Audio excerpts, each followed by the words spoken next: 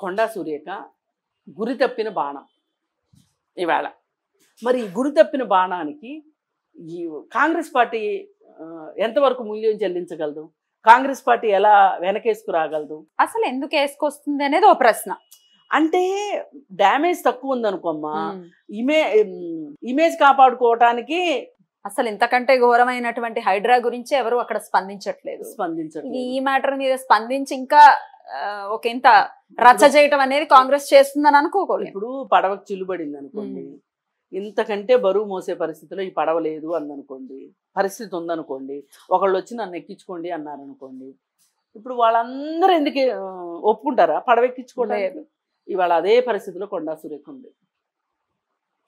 అందుకే రాజకీయ నాయకులు ఒకంత జాగ్రత్తగా, ఒళ్ళు జాగ్రత్తగా పెట్టుకోవాలి, బుద్ధి జాగ్రత్తగా పెట్టుకోవాలి, ఇరుక్కునే పనులు చేయొద్దు. అన్లెస్ అంటిల్ ఆ అవతలమ్మాయి ఎవరైతే ఉన్నారో ఆ అమ్మాయి నన్ను ఈ విధంగా వచ్చి ముందుకొచ్చి పోలీస్ స్టేషన్కి వెళ్ళి నన్ను ఈ విధంగా ఆవిడ దుర్భాషలాడింది అని ఆ అమ్మాయి కంప్లైంట్ ఇస్తే ఇప్పుడు మాట్లాడే మనం స్పందించాలి. అదర్వైజ్ ఇది ఎవరో బయటికి తీసుకొచ్చి పెట్టారు, దాని మీద మనం డిబేట్లు చేయటం కూడా కరెక్ట్ కాదు. కాకపోతే ఇక్కడ అర్థమైంది ఏంటి అంటే, అసలు అంత అన్పార్లమెంటరీ లాంగ్వేజ్ యూజ్ చేయాల్సినంత అవసరం ఏమొచ్చింది? ఎంత కోపం ఉన్నా, ఎంత ఆవేశం వచ్చినా అసలు ఎందుకు ఇంత అన్పార్లమెంటరీ లాంగ్వేజ్ వాడుతున్నారు? అంటే మాకు అధికారం ఉందనా? మేము శాసించే పరిస్థితిలో ఉన్నామనా? మేము ఏం చేసినా చెల్లుబాటు అయిపోతుంది అనా? అంటే అవతల మనిషి ఎంత నిస్సహాయ పరిస్థితిలో ఉంటే ఆ అమ్మాయిని అలా మాట్లాడింది, ఇవన్నీ కూడా వస్తాయి. అందుకని ఏంటంటే, మీరు ఒకరి వ్యక్తిగత గోప్యతలోకి వెళితే, చొరబడితే వేరే వాళ్ళు కూడా మీ వ్యక్తిగత గోప్యతలోకి వచ్చి చొరబడతారు. అసలు ఇది జరగలేదనుకోండి, అసలు ఈ ఆడియోనే బయటకు రాదుగా, బయటకు వచ్చేది కాదు. ఏంటంటే దారిని పోయేది ఎవర్రా అంటే తన్నులు తినేది నేనే అన్నట్లు కొండా సురేఖ చేసుకుంది ఈ మొత్తంలో. నేను మళ్ళీ చెప్తున్నానండి, సమంత నాగ చైతన్య విడాకుల గురించి ఎవరికైనా ఆసక్తి ఉండాల్సిన అవసరం లేదు. వాళ్ళు ప్రపంచానికి ప్రకటించాల్సిన అవసరం లేదు. వాళ్ళు ఒక పరస్పర అంగీకారంతో విడాకులు తీసుకున్నారు. కోర్టు కూడా అడగదు, కోర్టు కూడా జోక్యం చేసుకోదు. మీ ఇద్దరు పరస్పరంగా విడాకులు తీసుకోవాలనుకుంటున్నారు కదా, అంటే ఏంటి పరస్పర అంగీకారంలో ఏముంటాయి అంటే, మా ఇద్దరికి మనోభావాలు కలవలేదను, అభిప్రాయాలు కలవలేదను, నిత్యం దీనివల్ల మాకు గొడవలు అవుతున్నాయి అంటే అవి ఏమి గొడవలు, ఎలాంటి గొడవలు అనే అడిగేది కూడా కోర్టు కూడా అడగదు. కోర్టు ఎప్పుడు అడుగుతుంది అంటే, ఒకరే విడాకులకి వెళితే ఎందుకు విడాకులు తీసుకుంటున్నాం అనేది కోర్టుకి మనం చెప్పాల్సి ఉంటుంది. చెప్పాల్సినప్పుడు రెండో వాళ్ళ మీద కంప్లైంట్లు చెప్తాం మనం. ఆ కంప్లైంట్లు నిరూపించుకోవాల్సిన అవసరం ఉంటుంది. అప్పుడు మాత్రమే కోర్టు రెండో వాళ్ళని అడుగుతుంది, మరి ఇతను ఈ విధమైన అభియోగాలు పెట్టాడు మీ మీద, దీనికి మీరు ఏమంటారు? లేదు అనుకుంటే ఇవి కరెక్ట్ కాదు అంటే మీ దగ్గర ఏమైనా సాక్ష్యాలు ఆధారాలు ఉన్నాయా అని అడుగుతుంది కోర్టు. అంతేగాని పరస్పర అంగీకారంతో విడాకులు కోరుకునే వాళ్ళని కోర్టే అడగదు. అలాంటిది నువ్వెవరు, నువ్వెంత, అసలు నువ్వెందుకు అడుగుతావు? అసలు నువ్వేదో ఊహించేసుకుని ఒక క్రైమ్ థ్రిల్లర్ స్టోరీ లాగా మాట్లాడతాను అంటే కుదరదు. మీరు రాజకీయ నాయకులు, మీరు ఒకంత బాధ్యతతోనూ ఒక విధమైన క్రమశిక్షణతోనూ ఉండాల్సిన అవసరం ఉంది.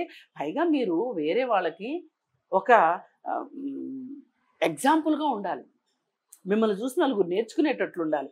ఆ వీడియో ఆ ఆడియో బయటపడిన ఆడియో వింటే మీ మీద ఏమైనా గౌరవం ఉంటుందా? అసలు వర్ణించడానికి కూడా వీలుగానంత పరిస్థితి. ఈ కుళాయిల దగ్గర కూడా అంతలా కొట్టుకోరేమో, కుళాయిల దగ్గర కూడా కొట్టుకోరు, అట్లా కొట్టుకోరు. ఏది ఏమైనా కొండా సురేఖ గారు ఆవిడ పూర్తిగా ఒక రకంగా దివాళా తీసినంత పని అయిపోయింది ఈ విషయంలో. దివాళా వ్యాఖ్యలు అంత దివాళా కోరుతనంగా ఉన్నాయి.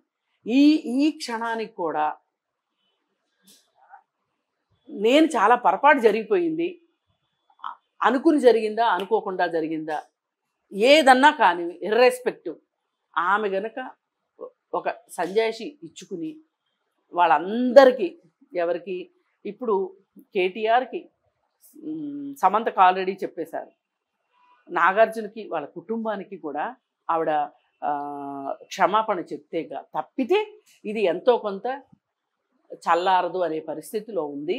కానీ ఆమె వైఖరి చూస్తే అలా చెప్పేలా అనిపించింది. ఇప్పటికీ అనిపించట్లేదు. అయినప్పటికీ డెఫమేషన్ అయితే పడింది. ఇప్పుడు ఈమెయితే ఈ విషయానికి సంబంధించి కోర్టుకు వెళ్లాల్సిందేనండి.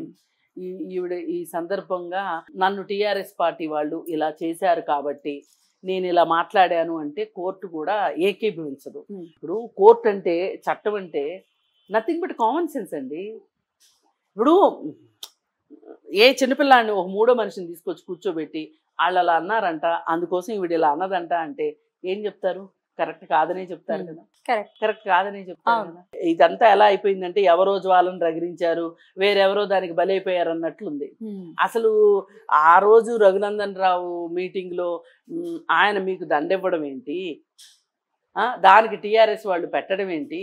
అసలు ఇప్పుడు మొత్తం టీఆర్ఎస్ వాళ్ళు తీసుకోవాల్సిన బరువు బాధ్యతను మొత్తాన్ని అనవసరంగా దారిని పోయేదాన్ని నెత్తినేసి రుద్దుకోవడం అంటే ఇది కొండా సురేఖ విషయంలో. ఇక్కడ ఈ డెఫమేషన్కి సంబంధించి ఆవిడ ఎంతో కొంత కోర్టు ముందు సంజాయిషీ ఇచ్చుకోవాల్సిన అవసరం ఉంది. కోర్టు చేత మొట్టికాయలు తినే పరిస్థితి కూడా ఉంది. అనవసరంగా ఆయుధాలు అందించింది వాళ్ళకి. అనవసరంగా తన అమ్ముల పొదిలో ఆయుధాలని అందించింది వాళ్ళకి. రాజకీయంగా ఇది చాలా చాలా పెద్ద పొరపాటు అని చెప్పొచ్చు. స్టార్టింగ్ చిన్న పాయింటే, కానీ ఇది ఎంత వెళ్ళిందో చూడండి, ఎంత దూరం వెళ్ళిందో చూడండి, ఎంతమందికి చుట్టుకున్నది. ఇది అవసరమా మనకి? కాదు. కాంగ్రెస్ నుంచి ఎటువంటి సపోర్ట్ ఉంటుందని అనుకోవచ్చు కొండా? కాంగ్రెస్ నుంచి కూడా ఇప్పుడు ఎవరూ సరిదిద్దే పరిస్థితిలో లేరండి. ఇప్పుడు 10% ఒళ్ళు గాలింది అనుకోండి, డాక్టర్లు ఏదన్నా చేస్తారు. 20% గాలింది, 30% గాలింది, 50% కలిసి కాలితే కూడా ప్లాస్టిక్ సర్జరీ చేసి ఎట్లా ఒట్లా కాపాడతారు. అసలు 95% కాలిపోయిన పరిస్థితిలో ఎవరు మాత్రం వచ్చి ఏం కాపాడతారు? ఇప్పుడు మీరు నేను ఉన్నామండి, ఒక మహిళకి ఇన్ని కామెంట్స్ వస్తున్నాయి, ఆమెను ఎట్లన్నా సపోర్ట్ చేద్దామా అంటే మీకు నాకు ఏమైనా దొరుకుతుందా చెప్పండి? సపోర్ట్ చేస్తే మనం దొరికిపోతాం. అది ఏంటమ్మా బుద్ధి లేదా, నువ్వు సాడదానివేనా అనే కామెంట్లు తినాల్సిన పరిస్థితి వస్తుంది. అసలు యాక్చువల్గా నిన్న ఒక రకంగా నాకు పూర్తిగా విషయం అర్థం కాక కొంచెం ఒక లైటర్ వేలో మాట్లాడితే నన్ను కూడా చాలా మంది ట్రోల్ చేశారు.